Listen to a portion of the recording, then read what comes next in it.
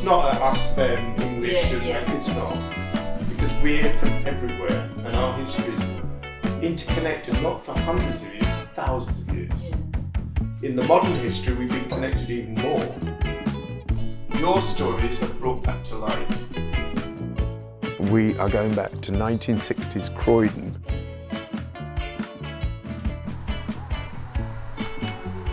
We've been in Croydon over 60 years now. It's all about how we've set our roots into this country and how we've progressed from our arrival, the experiences, because coming from India, it was quite a shock. After India's independence, it was a choice of having to leave or stay there and meet your fate. Many thousands made that journey. My dad came to England in 1947, just as independence was being announced. He was an Anglophile and he didn't really like the British leaving India. So he came over, and then my mum and 6 siblings came in 1949. And then I was born here in 1950. I was born in India in 1956 and came to England in 1961 with my parents and sister. This is the house we first stayed in when we came to England. A lot of us dispersed and went to different parts of England, but quite a few people stayed in Croydon. This is in the market with a friend. I came from India to Croydon, June 1965. We arrived that evening in June and it was still daylight. It was about 9 o'clock at night when we arrived at West Croydon Station. Getting very romantic. I'm Poona. I'll be 84 next month. I came to this country in 1969 from Guyana, and I said to my husband, you go first, and when you settle down, I will join you with the 6 children. I moved around a bit, and finally I bought a little flat in Thornton Heath, and that's how we all ended up here. Croydon looked really nice and big and clean. My first impression of Croydon was different from Guyana, because when I was in Guyana, I never used to go out to the town. So I came here, and when I see all these different shops and all these different nightclubs, I was always excited. My husband and I, we used to go to Sinatra, we go to Cinderella, Rockefeller, and we used to go in a ring with lots of different friends, put our handbags on the floor, and we dancing and drinking Southern Comfort. It was so lovely. I never had life like that in Guyana, so I was enjoying life. It was such an eye-opener to see all these shops with all these lovely clothes and things. That's me, on the boat. You know, we had a fancy dress. We had to integrate into society and get used to accents, terminology, ways of life. So this particular day we went into a greengrocer's. The assistant says, is that all you need, love? Or can I get you any more, love? Well, we were not used to that sort of talk when we were in India.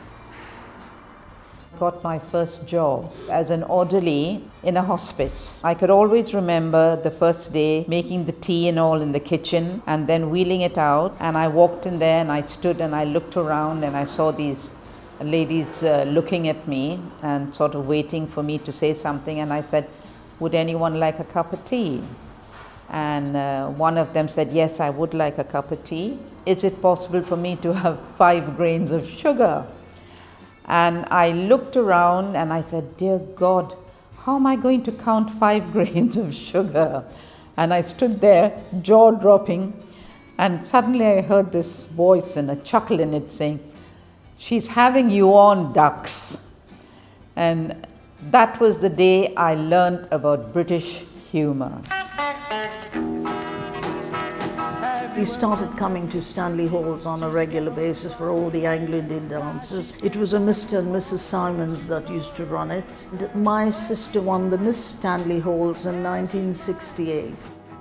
It was an Anglo-Indian dance, so the majority of people there were Anglo-Indians, all dressed up in their rock and roll shoes, and we jived the night away. The music was Chuck Berry, Johnny B. Goode, and Great Balls of Fire, Little Richard, Fats Domino. The drink of the day was baby sham for the ladies. So he went up to the bar to get a drink for me. It was baby sham. This lady came and took his seat, the chair. I was too nervous or too shy to say to her, that is somebody else's seat. When he came back from the bar with the drink, he said to me, "Where's my seat?" And I said, "Oh, well, that lady took your seat." So he wasn't very happy with me. He says, "When you should have said to her, that seat is taken." But he went back to the lady and got his seat back, which I thought was, ooh.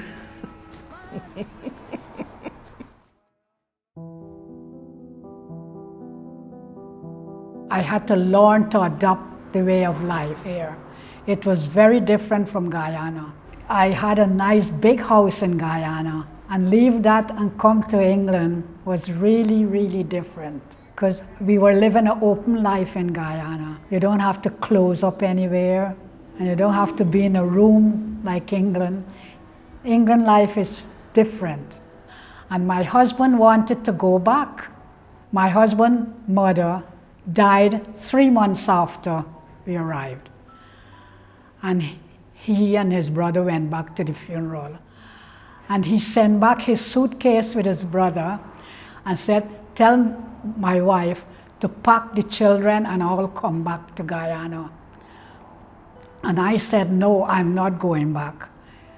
If you want, you could come back, and if you don't want, you can stay there. I am staying here."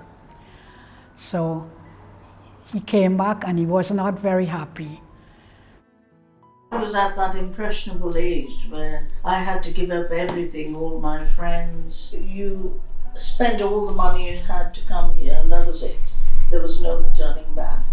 It was obviously a shock. The climate was a shock. The darkness was a shock. Even though I was 5, I can remember it being dark all the time. When we first came here, our family, 4 of us, myself, my sister, mum and dad, we lived in one room. We had to share a cooker, which was on the landing, which was shared by a couple of other families. I just left school in India, and because we were such a large family, I had to help out. So I started work in Philips, in the factory in Croydon.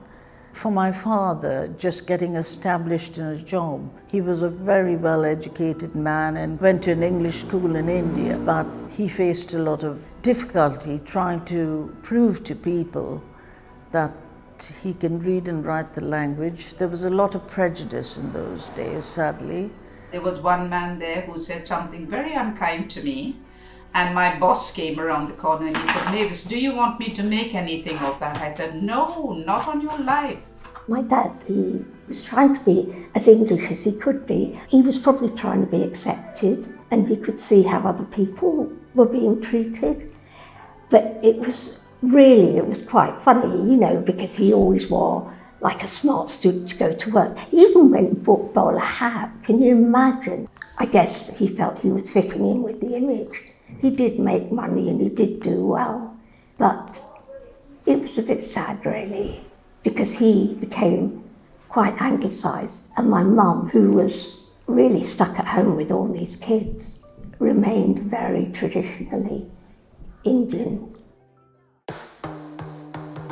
Particularly, I remember Surrey Street Market. I always thought when I first went there that it was a cool place to be. It was always buzzy and exciting and quite crowded. And people seemed to be laughing and joking with each other. But when we entered, it didn't seem quite so friendly towards us. I suppose I'm not surprised really, my mum was dressed in her sari and her open-toed shoes. And I was sort of tagging along behind, with my hair in very Indian-style plaits. I'm not surprised really, I suppose, that people stared. It did feel uncomfortable, but what was more uncomfortable was the way my mum was. She'd go up to the front of the stall and start handling the apples or whatever fruit was there, and the stallholder inevitably would shout at her, "Hey, you can't do that, mate. Leave the fruit alone." She never seemed to understand that that's not the way to do things in Croydon, or probably in England actually. And then I'd drag her away. But because we were speaking Gujarati while I dragged her away, that seemed to give them even more ammunition, you know, to criticise us. So as we went, I could hear the stallholder talking to the other customers, you know, and they were saying things like, all these coloured people, you know, they've come into this country, they don't know how to behave, you know, they should really go back where they came from. And that made me wonder where I came from. But I was born here in London. Well, it was hard to get your surname in proper school, you know. And then I must say, the other white children, them used to tease them and call them Paki. And they all come home and cry. So I used to tell them, don't worry with them. You just do what you have to do your schoolwork and come home. And they learn to live with it. I didn't used to let it bother me, to be honest with you. I'm not just go easy.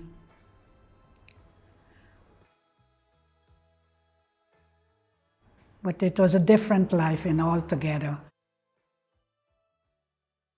Strangers on the shore, in Croydon now we stay.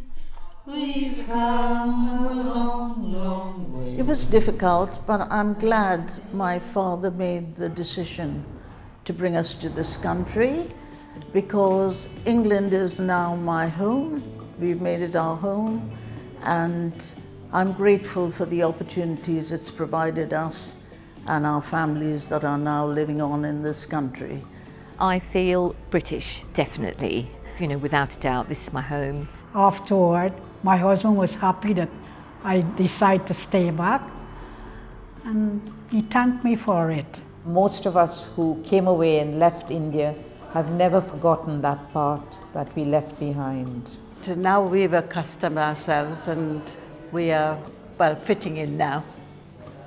In the end, it was quite funny because my community ended up being mainly black or Asian, you know, who were all campaigning, you know, against racism, especially mental health services. So we set up this group called SIMBA, Share in Maudsley Black Action. I think we all created our own families, you know, our own little family. And I guess that's what people do. And all the children them settled down. They went to university. Now they got married, got their children. The children went to university as well. And I'm quite happy with all what we have done. Thank you very much, England.